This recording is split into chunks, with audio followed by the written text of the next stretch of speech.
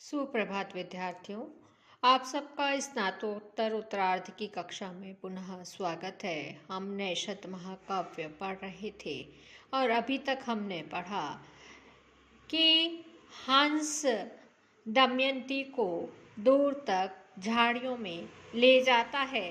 अब उसके आगे का वृत्तांत हम 12वें श्लोक में पढ़ने जा रहे हैं। 12वां श्लोक इस प्रकार है।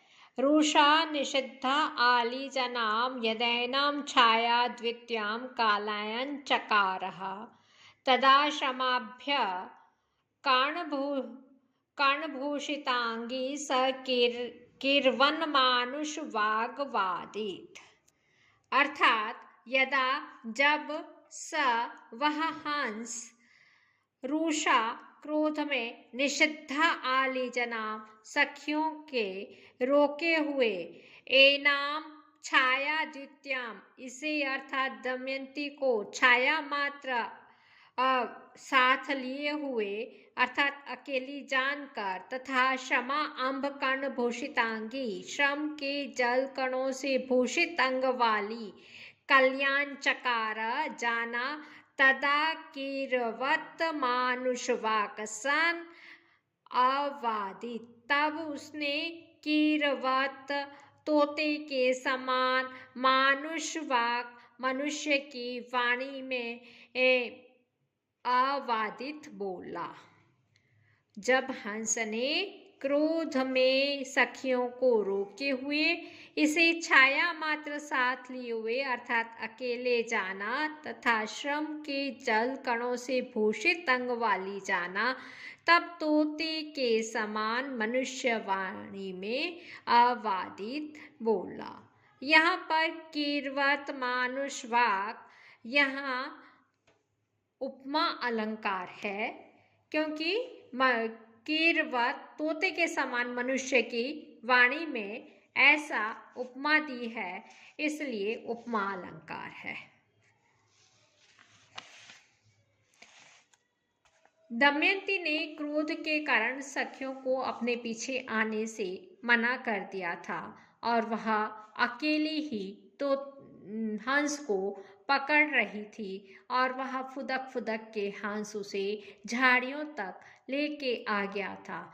जब उसने देखा हंस ने कि यह केवल अकेली है, उसके साथ कोई नहीं है, छाया मात्र ही उसका साथी है, तब और शरीर पर पसीने की बूंदें छलक रही थी, यानी यह पूर्णतः थक गई है, यह जानकर उसने मनुष्य वाणी में हंस दमयंती से बोलता है।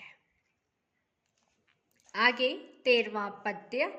अये कियद्यादुपेशि दूरं व्यर्थं परिश्राम्यसि वा किमर्थम् उदेति तेभिरपि किन्नु बाले विलोक्यन्त्या न घना वनाली।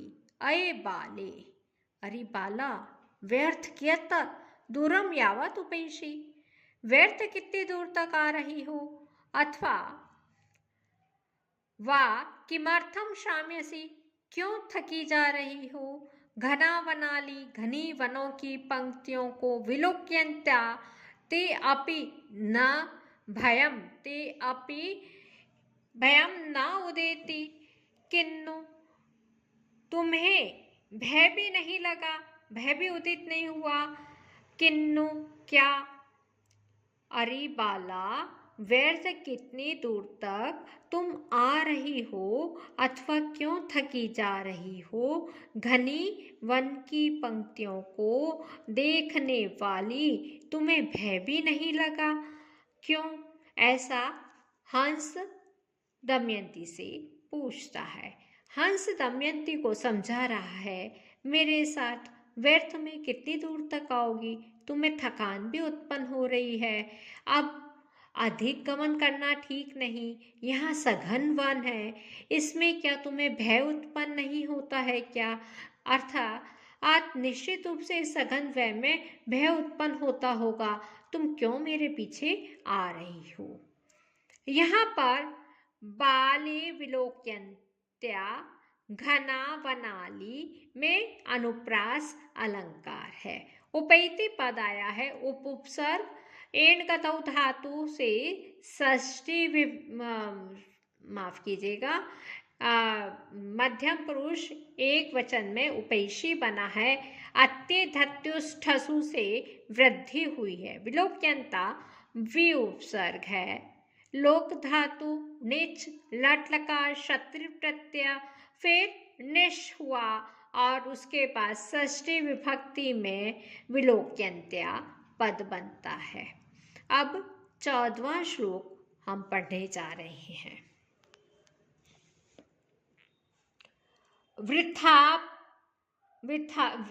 वृथार्पयन्तीं पथे पदं त्वा मरुललत् पल्लव पाणिकम्पैः आलिपश्य प्रतिषेधतीयं कपोतहुंकार गिरा वनाली।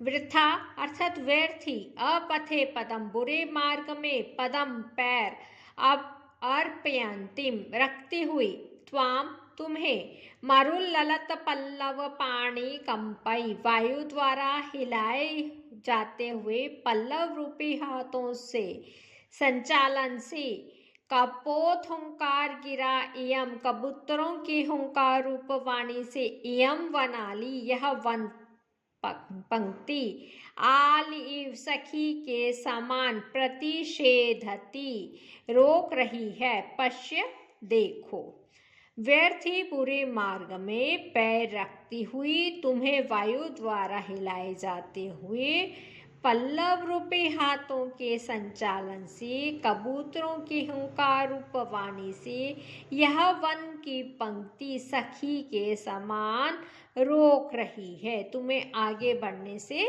रोक रही है। हंस यहाँ पे दमयंती को समझा रहा है, तुम व्यर्थी बुरे मार्ग में पैर रख रही हो, वायु द्वारा वृक्षों के पल्लव रूपी हाथ चल रहे हैं तथा कबूतर भी हुंकार कर रहे हैं।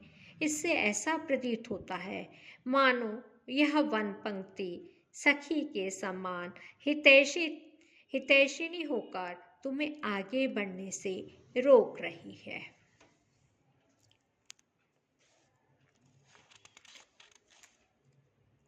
यहाँ पर आलिव में उपमा अलंकार है और पल्लव पाणिनि में रूपक अलंकार है, इसलिए रूपक और उपमा अलंकार का संकर है।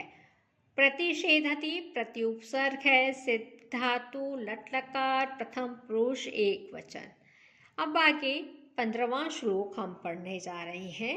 श्लोक इस प्रकार है।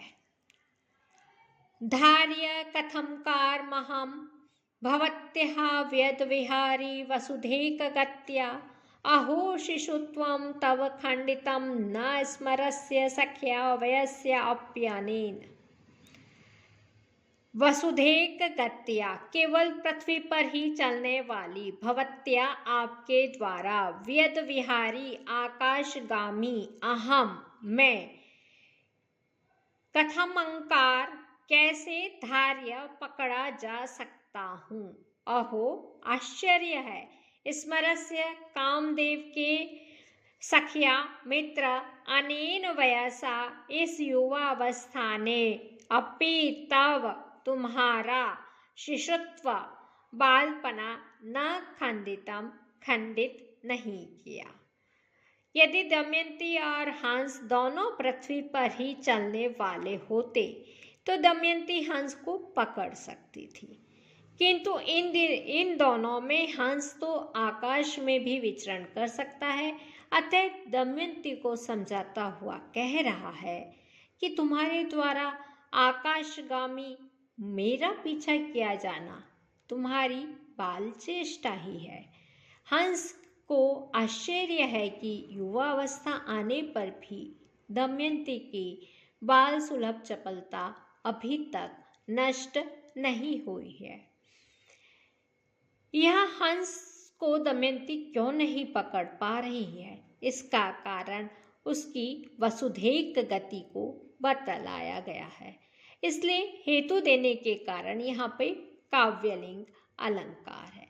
साथ ही युवावस्था आने पर भी शिशुत्व का खंडन न होने के कारण विशेषोक्ति अलंकार है। विशेषोक्ति की परिभाषा है सती हेतौ फला अभावे। विशेषोक्ति अर्थात हेतु होने पर भी जहाँ फल का अभाव होता है वहाँ पे विशेषोक्ति अलंकार होता है। आज हम यहीं पे समाप्त करते हैं। सर्वे भवन्तु सुखिनः, सर्वे सन्तु निरामया, सर्वे भद्राणि पश्यन्तु, मा कश्चित् दुःखभाग् भवेत्। ॐ शान्तिः शान्तिः शान्तिः। धन्यवाद।